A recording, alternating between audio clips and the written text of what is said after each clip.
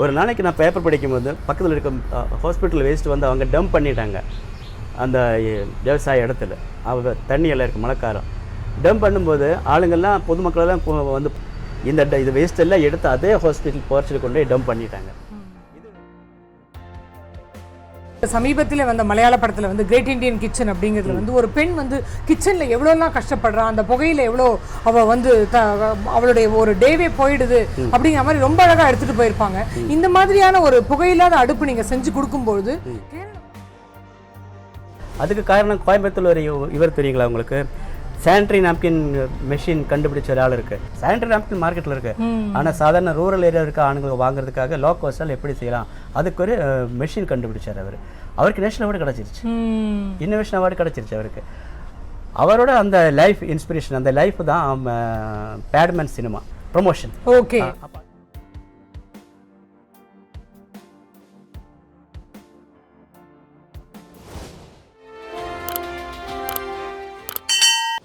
Wow தமிழா நேயர்களுக்கு வணக்கம். இன்னைக்கு உலகத்தையே மிரட்டிக்கிட்டு இருக்க ரெண்டு விஷயம் என்ன, ஒன்னு பிளாஸ்டிக், இன்னொன்னு புகை. ஒரே கல்ல ரெண்டு மாங்காவா? இந்த ரெண்டு பிரச்சனைக்கும் ஒரே தீர்வு கண்டுபிடிச்சிருக்க ஒருத்தரை தான் நம்ம இப்ப சந்திக்க வந்திருக்கோம். ஸோ முதல்ல வந்து சிறு வயதுல மண்ணடுப்புல ஆரம்பிச்ச ஒரு விஷயம் வந்து இன்னைக்கு இவ்வளோ பெரிய ஒரு விஸ்வரூபமா வந்து இவ்வளோ அடுப்புகள், அதுவும் வந்து புகையில்லாத அடுப்புகள் அப்படின்னு சொல்றீங்க. விளக்கமா கொஞ்சம் சொல்லுங்களேன் ப்ளீஸ். முதல்ல வந்து என் அம்மா தான் எனக்கு இதோட ஸ்டார்டிங் என்கரேஜ்மெண்ட்டு. அம்மா முதல்ல இந்த கோயம்புத்தூரில் இருக்கிற மண்ணடுப்பு 1+1 மண்ணடுப்பு அங்கே சேல்ஸ் பண்ணிட்டு இருந்தாங்க. அந்த காலத்துலலாம் 3 கல் வச்ச அடுப்பு மட்டும்தான் இருந்தது. ஆனால் அன்றைக்கி அது அட்வான்டேஜான ஒரு அடுப்பு, பயோமாஸ் அடுப்பு.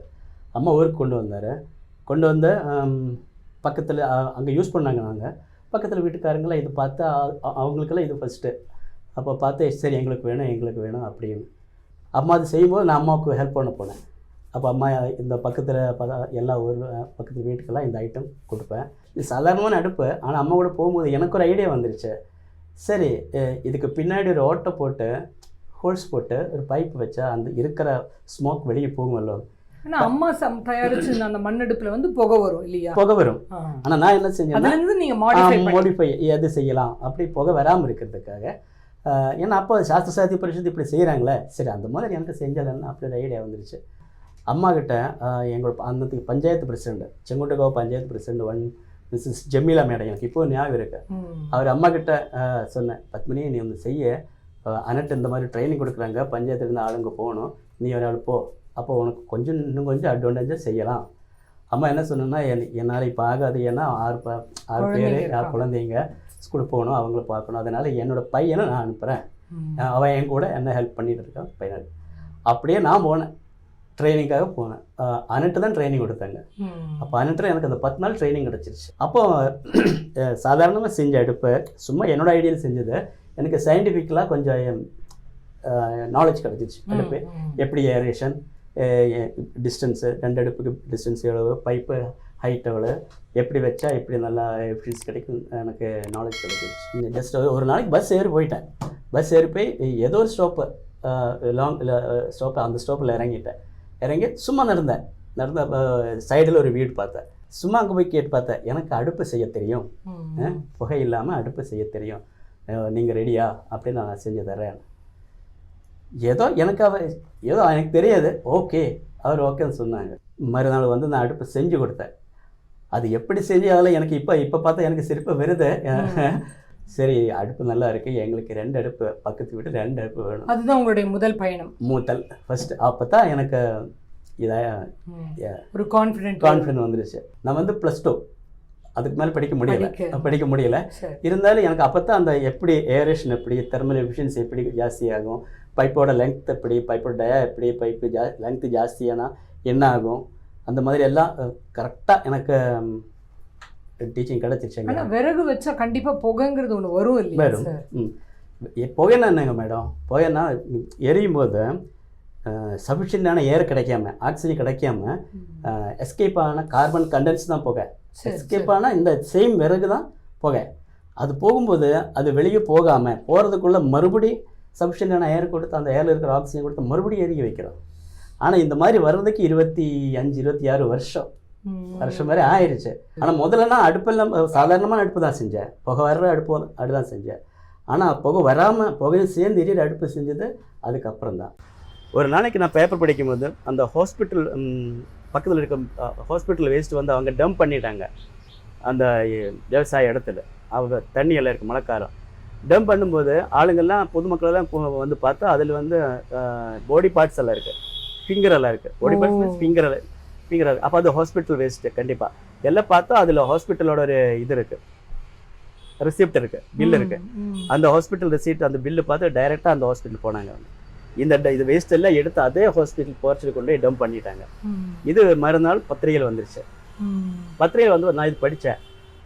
சடனாக எனக்கு ஒரு இது வந்துருச்சு. சரி, அப்படின்னா இந்த வேஸ்ட்டில் நான் சாதாரணமாக அடுப்பு தானே செய்கிறோம், பெரிய அடுப்பு செஞ்சு இந்த வேஸ்ட்டெல்லாம் பற்ற வச்சு விடலாமல்ல. நான் டைரெக்டாக அவர்கிட்ட போனேன், அந்த மேனேஜர்கிட்ட போனேன். மேனேஜர் என்ன சொன்னாருன்னா, சரி ஓகே, அதுக்கு எவ்வளவு செலவு வரும், ஒரு அப்ராக்சிமேட் நான் ஒரு 20,000 சொன்னேன் அன்னைக்கு. இது ஒரு பெரிய சூளம். இது வந்து 10 அடி ஹைட்டு, 6 அடி அகலம். 6 அடி அகலம். அதுக்கு மேலே வந்து 9 மீட்டர் ஹைட்டில் பைப்பு. பார்க்கும்போது அந்த குழலுக்கு மேலே வந்து தீ போகுது. பயந்துட்டேன். நாங்கள் 2 பேரும் அங்கேருந்து எஸ்கேப் ஆகிட்டோம், வீட்டுக்கு போயிட்டோம். மறுநாள் பேப்பரை படித்தேன், பேப்பரை பார்த்தேன், ஏதாவது நியூஸ் ஏதாவது வந்துருச்சா, என்ன இதாயிருச்சா, ஒன்றுமே இல்லை. அப்போ இந்த என்ஜினியரை கூப்பிட்டேன்.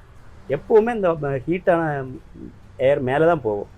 அப்போ மேலே போய் ஜஸ்ட் ஏர் கிடைக்கல, மேலே போய் சடன் ரிலீஸ் ஆகும்போது காமன் ஏர் கிடைக்கிது. அந்த 9 மீட்டரில் காமன் ஏர்ல இருந்து ஆக்சிஜனோட ஹெல்ப்பால அதில் கார்பன் கண்டென்ஸ் மறுபடியும் எரியுது. ஸோ அப்போ ஆக்சிஜன் தான் தேவைங்கிறது தெரிஞ்சு போச்சு. சரி, அப்படின்னா நம்ம அடுப்பில் செய்யலாமல்லோ, அதுதான் என்னோட நெக்ஸ்ட் டர்னிங் பாயிண்ட், டெவலப்மெண்ட். அப்போ அவர் சொன்னார், அனில் சார், ஜேபி இன்னொரு ஆளுகிட்ட அனுப்புகிறேன், அது ஆர்விஜி மேனன். அதில் வந்து சயின்டிஸ்ட், கேரளாவில் ஃபேமஸான சயின்டிஸ்ட்.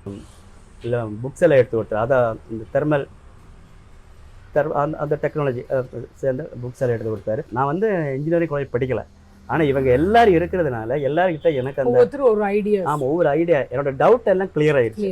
அந்த மாதிரி அடுப்பு செஞ்சேன். ரொம்ப நாள் அது ட்ரை பண்ணிகிட்டே இருந்தேன். ஒரு நாளைக்கு கேரளாவில் ஸ்டேட் சயின்ஸ் கான்ஃபரன்ஸ் நடக்குது. அதுக்கு சேர்ந்து காம்படிஷன், ரூரல் இன்னோவேஷன் காம்படிஷன் இருக்குது. அதாவது யாராவது டெவலப் பண்ணால் அது இன்னோவேஷன். மறுநாள் ட்ரெயின் ஏறி போய் அங்கே போய் எக்ஸ்பிளைன் பண்ணேன். அது கொண்டு போய் ஃபர்தர் டெவலப்மெண்ட் பண்ணி அந்த வருஷம் கேரளா ஸ்டேட் எனர்ஜி கன்சர்வேஷன் அவார்டுக்கு அப்ளிகேஷன் கூப்பிட்டாங்க. அந்த அடுப்புக்கு ஸ்டேட் அவார்டும் கிடைச்சிருச்சு.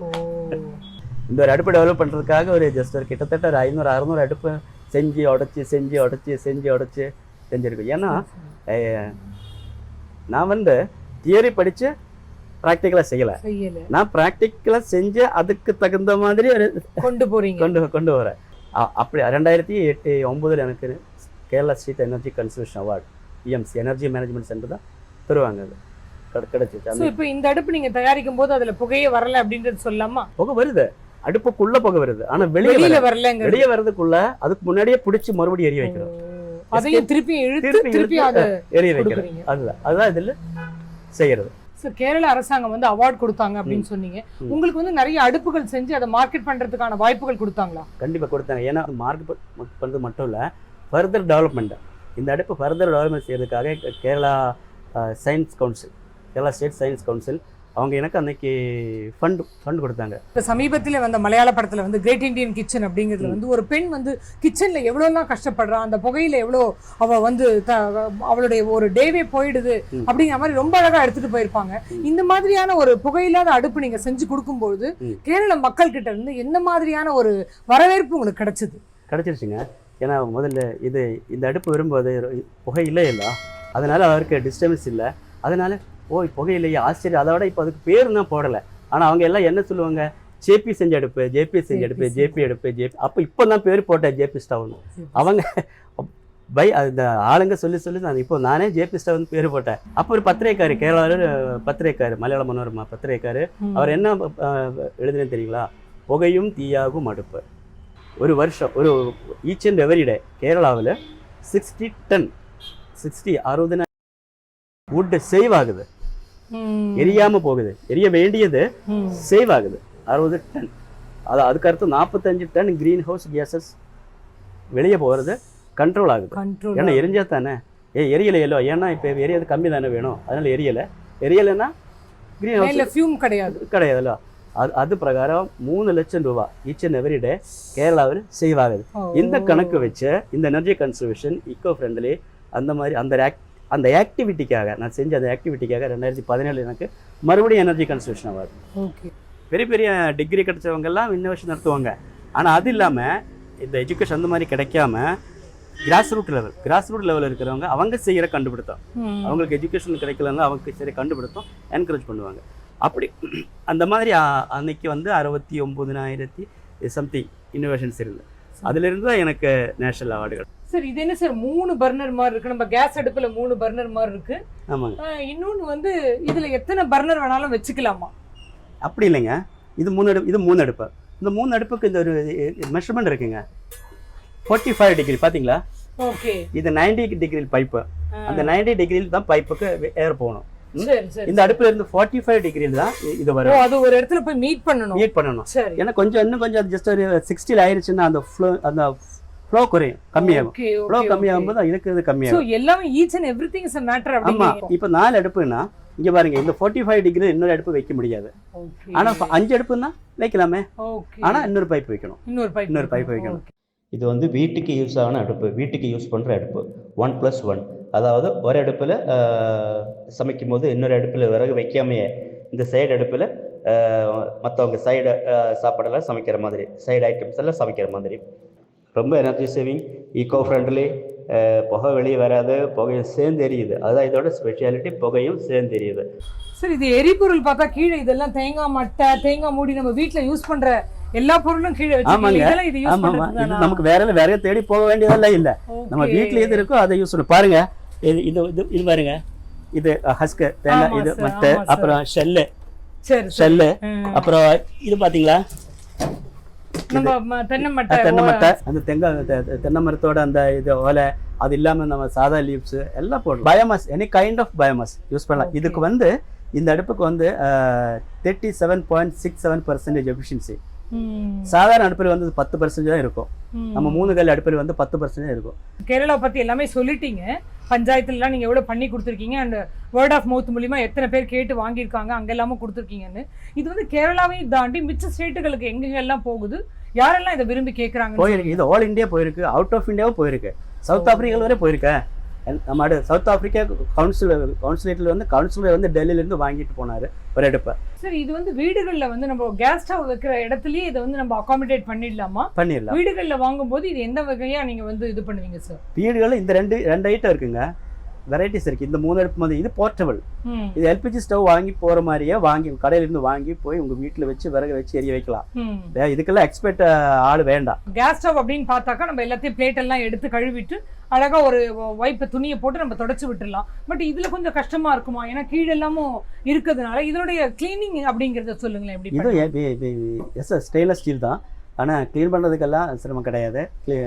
சமையல் செஞ்சதுக்கப்புறம் க்ளீன் பண்ணலாம். அப்புறம் சாம்பல் இருக்கும், சாம்பல் வெரி லெஸ் தான் இருக்குது. அது ஒன்லி ஒயிட் பவுடர். ஏன்னா கம்ப்ளீட் கம்பஸ்டன் நடக்குது. கம்ப்ளீட் கம்பஸ்டன் நடக்குது, கொஞ்சம் தான் இருக்கும் சாம்பல். அந்த சாம்பல் நம்ம எடுத்துடணும். வாவ் தமிழாக்கு லைக் பண்ணுங்க, ஷேர் பண்ணுங்க, மறக்காம சப்ஸ்கிரைப் பண்ணுங்க. இந்த வீடியோ உங்களுக்கு பிடிச்சிருக்குல்ல? இந்த மாதிரி நிறைய இன்ட்ரெஸ்டிங்கான வீடியோஸ் வாவ் தமிழால இருக்கு. மிஸ் பண்ணாம பார்க்கறதுக்கு லைக் பண்ணுங்க, சப்ஸ்கிரைப் பண்ணுங்க. வாவ் தமிழாவோட சேர்ந்து உங்க லைஃபை என்ஜாய் பண்ணுங்க. அது வந்து 2+1னா இது 1+1. எல்லாருக்குமே இந்த 2 அடுப்பு, இன்னொரு சென்ட்ரல் அடுப்பு தேவையில்லை. எல்லாருக்குமே அது தேவைப்படாது. சில அவங்களுக்கு ஒரு அடுப்பு போதும். ஒரு அடுப்பு போதும்னாலும் அந்த எக்ஸஸ் ஹீட்டை சேவ் பண்ணுறதுக்காக ஒரு அடுப்பு இங்கே. இதுதான் இந்த செகண்டரி ஏர், இந்த புகை எரிகிறதுக்கு ஹோல், இந்த ஏர் இந்த ஆக்சிஜன் இந்த விதம் அந்த மாதிரி இந்த இதுக்குள்ள டிசைன் பண்ணி வச்சிருக்கு. இப்போ நம்ம லேடிஸ் யூஸ் பண்ற அந்த நாப்கின் அண்ட் டயப்பர் வந்து எத்தனையோ டன் வந்து மலை மாதிரி சேர்ந்துக்கிட்டு இருக்கு. அதை வந்து என்ன பண்றதுன்னே, டீகம்போஸ் பண்றதுன்னே தெரியல அப்படிங்கிற ஒரு விஷயம் ஓடிக்கிட்டு இருக்கு. அண்ட் அதுக்கு மாற்று யோசனையாகவும் கூட பழைய காலம் மாதிரி கொண்டு வராங்க அப்படிங்கிற கூட சொல்லிட்டு இருக்காங்க. உங்களோடதுல இப்போ நான் படித்த போது என்ன தெரிஞ்சதுன்னா, அந்த நாப்கின் டயப்பர் எல்லாமே கூட உங்களுடைய அடுப்பில் வச்சு நீங்க எரிக்கிறீங்க அப்படிங்கிற மாதிரி பார்த்தேன் சார் நான். ஓகே, அது அடுப்பில் வச்சு எரிக்கிறது இல்லைங்க. அதுக்காக அதே இந்த சேம் டெக்னாலஜி யூஸ் பண்ணி நான் இன்னொரு டிவைஸை டெவலப் பண்ணேன். அதுக்கு ட்ரை டைஜஸ்டர் தான் பேரே போட்டிருக்கேன், ட்ரை டைஜஸ்டர். இந்த டைப்பரை இல்லைன்னா அந்த மென்ஸ்ட்ரல் நாப்கின் இதிலெல்லாம் ஜெல் இருக்குது, ஜெல் ஐட்டம் இருக்குது. அதுதான் மெயின் பிரச்சனை. மீதி இருக்கிறது 90% காட்டன் தான். காட்டன் எரியறதுக்கு பிரச்சனை கிடையாது, அந்த ஜெல்லு தான் இருக்குது. இதில் வந்து என்னோட நான் டிசைன் பண்ண அந்த டிவைஸில் வந்து 1250 டிகிரி டெம்பரேச்சர் கிடைக்குது. அதில் வந்து இது ஈஸியாக எரியுது. பொல்யூஷன் இது எரியும் போது பொல்யூஷனே இல்லை, வெளியே போகிறதுக்கு பொல்யூஷனே இல்லை, அந்த ஸ்மோக் அந்த ஹசார்டஸ் ஸ்மோக்கே கிடையாது. இது வந்து ட்ரை டைஜஸ்டர், அந்த மென்ஸ்ட்ரல் நாப்கின், யூஸ்டு நாப்கின், அப்புறம் இந்த டயப்பர்ஸ் எல்லாம் ஓல்டேஜ் ஆர் கிட்ஸ் டயப்பர்ஸ் எல்லாம் பொல்யூஷன் இல்லாமல் பற்ற வச்சு டிஸ்ட்ராய் பண்ணுற டிவைஸ் இது. இதில் வந்து இது எரியும் போது இதில் புகை சேர்ந்து எரியும். இருந்தாலும் அதில் சிலிக்கன் ஐட்டம்ஸ், அந்த ஜெல்லு, அது சிலிக்கன் அது இருக்குது. அதுதான் மெயின் பிரச்சனை. இது எரியும் போது இருக்கிற கார்பன் கண்டென்ட்ஸ், ரிலீஸ் ஆகிற கார்பன் கண்டென்ட்ஸ் மறுபடியும் இதுக்குள்ளேயே எரியுது. அந்த மாதிரி ஐட்டம் டிவைஸ் பண்ணதுனால அதுக்கும் சேர்ந்து தான் எனக்கு 2019 மறுபடியும் எனர்ஜி கன்சர்வேஷன் அவார்டு கிடைச்சிச்சு கேரளா. தேர்ட் டைம், 3வது டைம். இப்போ எரிக்கிறதுனால வர்ற புகை தான் வந்து பிரச்சனையே. இப்போ டெல்லியில் பார்த்தீங்கன்னா ஏர் குவாலிட்டி இண்டெக்ஸே வந்து சுத்தமாக கிடையாது. அங்கெல்லாம் கேரளாவில் இருக்க மொத்த மெடிக்கல் வேஸ்ட்டையும் கொண்டு வந்து தமிழ்நாட்டில் கொட்டிடுறாங்க அப்படின்னு நிறைய ஒரு டாக் போயிட்டுருக்கு. ஸோ இப்போ வந்து இது வந்து ஒரு பெரிய மாஸ் லெவலில் கொண்டு போயிட்டு நீங்கள் சொன்ன விஷயங்களையும் வந்து இன்னும் பெரிய லெவலில் கொண்டு போகலாமே சார். இந்த மாதிரி டிவைசஸ் ஸ்ப்ரெட் ஆயிடுச்சுன்னா இந்த மாதிரி பொல்யூஷனில் இருக்காது. ஏன்னா முனிசிபாலிட்டி ஒவ்வொரு ஏரியாவில் பார்த்து, ஒவ்வொரு பஞ்சாயத்து, ஒவ்வொரு வார்டில் பார்த்து ஜஸ்ட் இந்த மாதிரி மெஷின் தயார் பண்ணி வச்சா இந்த ஆளுங்கெல்லாம் இப்போல்லாம் கொண்டு போய் டம்ப் பண்ணுறாங்களே, அந்த டம்ப் பண்ணுறதுக்கு பதிலாக இந்த முனிசிபல் அவங்க கலெக்ட் பண்ணி ஒரு ஆள் வச்சு இதில் கொண்டு போய் போட்டு எரிக்கலாமே. செக்ரிகேட் பண்ணணும். ஏன்னா கம்யூனிட்டி வேஸ்ட்னா அதில் எல்லா வேஸ்ட்டும் இருக்கும். அது வேஸ்ட் செக்ரிகேட் பண்ணணும். பிளாஸ்டிக் வேறு, அப்புறம் கிளாஸ் வேறு, டயப்பர் மாதிரி இருக்கிற வேஸ்ட்டு வேறு, வெட் வேஸ்ட்டு வேறு, ட்ரை வேஸ்ட்டு வேறு, இந்த மாதிரி செக்ரிகேஷன் மஸ்ட்டு. அதில் நம்ம வேறு ஒன்றும் செய்ய முடியாத வேஸ்ட்டு, வேறு ஒன்றுமே செய்ய முடியாது, அந்த மாதிரி வேஸ்ட் மட்டும்தான் இந்த பொல்யூஷன் இல்லாமல் இந்த ஹை டெம்பரேச்சர் நம்ம மாதிரி மிஷினில் வச்சு எரிக்கணும். ஒவ்வொரு ஆளோட வேஸ்ட், ஒவ்வொரு ஏரியா வேஸ்ட் அந்த ஏரியாவிலே செய்யணும்.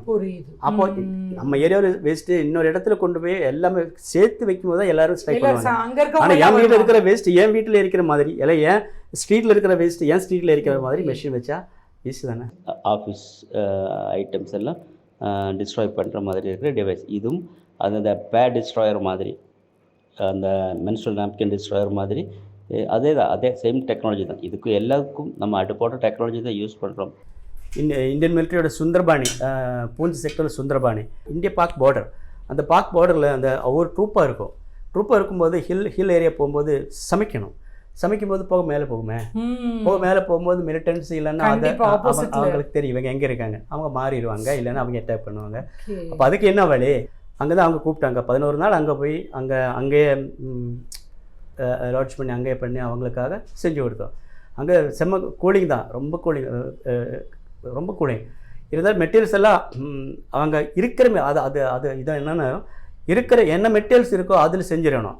ஏன்னா இவங்க காடு ஏற போகும்போது, மலை ஏற போகும்போது கல் போய் வாங்க முடியாது, சிமெண்ட் போய் வாங்க முடியாது, கம்பி போய் வாங்க முடியாது. அப்போ எது இருக்கோ அந்த அவைலபிள் மெட்டீரியல்ஸில் புகை இல்லாமல் அடுப்பு செய்யணும். அதுதான் அப்படியே அவங்க மிலிட்டரியில் இருக்கிற அந்த ஒரு ட்ரூப்புக்கு நான் அதில் இருக்கிற 2-3 பேருக்கு பழக்கி கொடுத்தேன். அவங்க என்ன செய்வாங்கன்னா இன்னும் 250 ட்ரூப் இருக்குது, அந்த எல்லாருக்கும் சொல்லி அவங்களுக்கு ட்ரெயின் கொடுப்போம். எனக்கு எல்லா ட்ரூப்பிலும் போய் ட்ரெயின் பண்ண முடியாது. அதனால் மெயின் ஆளுக்கு நான் ட்ரெயின் கொடுத்தோம், அவங்க எல்லாருக்கும் ட்ரெயின் கொடுப்பாங்க. ஏன்னா அவரோட அவசியம் என்னென்னா புகை வரக்கூடாதுன்னா புகை வந்து அது பிரச்சனை தானே. காஷ்மீரில் வந்து ரூம் ஹீட்டர் இருக்குது, ஆனால் அது காஷ்மீர், அது ஸ்ரீநகர் அந்த மாதிரி டவுனில் தான் மெயினாகிட்டு இருக்குது. ஆனால் அதெல்லாம் கரண்ட். ஆனால் local area, very rural area, அங்கே வந்து ஜஸ்ட் ஒரு ஸ்னோஃபால் வந்துருச்சுன்னா அப்புறம் அது எல்லாம் ரெடி பண்ணுறதுக்கு 2 மாதம் 3 மாதம் ஆகும். அப்போ கரண்ட் இருக்காது. அப்போ ரூம் ஹீட்டரு யூஸ் பண்ண முடியாது. அவருக்கு உள்ளே வச்சு இது எரிக்கும்போது கார்பன் டை ஆக்சைடு உள்ளே வரும், புகை எல்லாம் வரும். அப்போ carbon dioxide goes of death அந்த மாதிரி ரொம்ப அங்கே நடந்திருக்கு. அப்போ இன்னொன்று, காஷ்மீரில் ஒரு ஃபேமிலின்னா அங்கே வயசான ஆளுக்கு என்ன வேலை அந்த நைட்டுன்னா உட்காந்து ஜஸ்ட் 2 or 3 டைம் விறகு போடணும் குளிருக்காக. ஏன்னா விறகு அணைஞ்சு போயிருமே, மறுபடியும் எரியும். அப்போ 2 or 3 டைம்ஸ். அப்போ எனக்கு வந்து இதுதான் காஷ்மீர் யூனிவர்சிட்டியில் அங்கே கெஸ்ட் ஹவுஸ் தான் நான் தங்கிட்டு இருந்தோம். அந்த 10, 11, 2 வாரத்துக்குள்ளே நான் டிசைன் பண்ணோம், ரெடி பண்ணி இப்போ அது டெஸ்டிங்காக டெவலப்மெண்ட் போயிடுச்சு. இது வந்து biomass stove come room heater, especially இந்த விண்டர் ஏரியாவுக்கெல்லாம் சூட்டபிள். சாதாரணமாக இந்த ரூரல் ஏரியாவில் ஜஸ்ட்டு காஷ்மீர், லே லடாக் அந்த மாதிரி ஏரியாவில், அந்த வெரி ரிமோட் ஏரியாவில் எலக்ட்ரிசிட்டி பவர் கிடைக்கிறதுக்கு ரொம்ப சிரமம். அந்த டைமில் அவங்களுக்கு எலக்ட்ரிசிட்டி இல்லைனாலும் சாதாரணமான ஹீட்டர் யூஸ் ஆகாது. அந்த டைமில் பயோமாஸ் விறகு அந்த மாதிரி பயோமாஸ் யூஸ் பண்ணி ஹீட்ரு யூஸ் பண்ணலாம். கேஸ் சேவர் பண்ணியிருந்தீங்க நல்லா இது பண்ணி, ஏன்னா காற்று இருக்க இடங்கள் எல்லாமே நம்ம அதனால் கேஸ் வேஸ்ட் வந்து எவ்வளோ இருக்குது. ஸோ அதுக்கு வந்து இது ரொம்ப ஹெல்ப் பண்ணுமாண்ணா? ஆமாம், அது வந்து ரொம்ப செலவு கம்மி, 100 ரூபாய்க்கு கீழே தான் இருக்குது. எந்த அடுப்பானாலும் எரிஞ்சு தீ அப்படியே பாத்திரத்தை தட்டி அப்படியே ஸ்ப்ளிட் ஆகி வெளியே போகக்கூடாது, ஸ்ப்ரெட் ஆகக்கூடாது, கொஞ்சம் நேரம் அங்கே நிற்கணும். அந்த மாதிரி ஒரு டிசைன் யூஸ் பண்ணால் 13% எல்பிஜி சேவ் பண்ணலாம். Each and every cooking.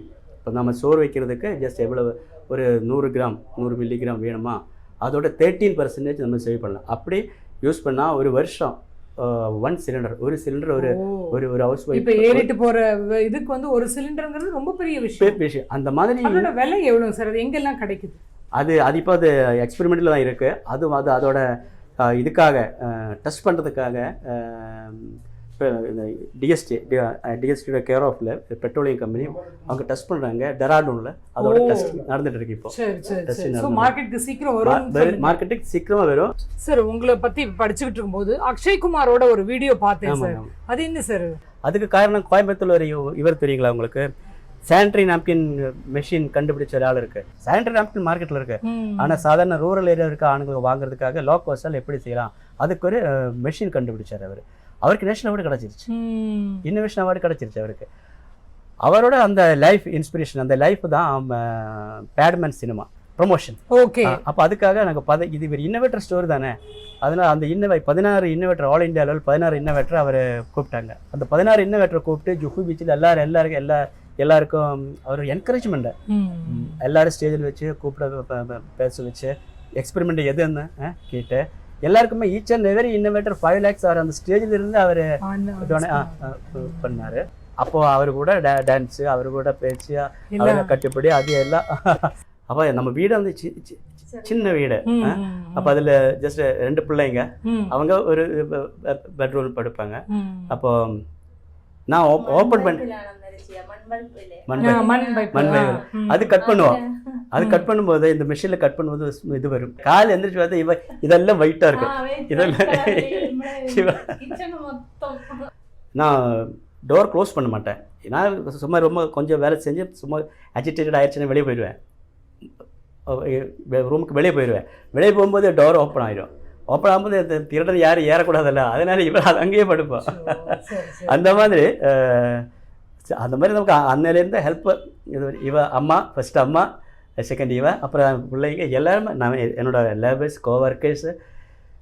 Madam இதுலேயே வந்து டெஸ்ட் பண்ணி அதுலேருந்து ஏதோ ஒரு ஸ்பார்க் மாதிரி போய் கண்ணு கூட அஃபெக்ட் ஆயிடுச்சு அப்படின்னு சொல்லிட்டு இருந்தாங்க. அதாவது நாங்கள் சூளை செஞ்சுட்டு இருந்தேன்.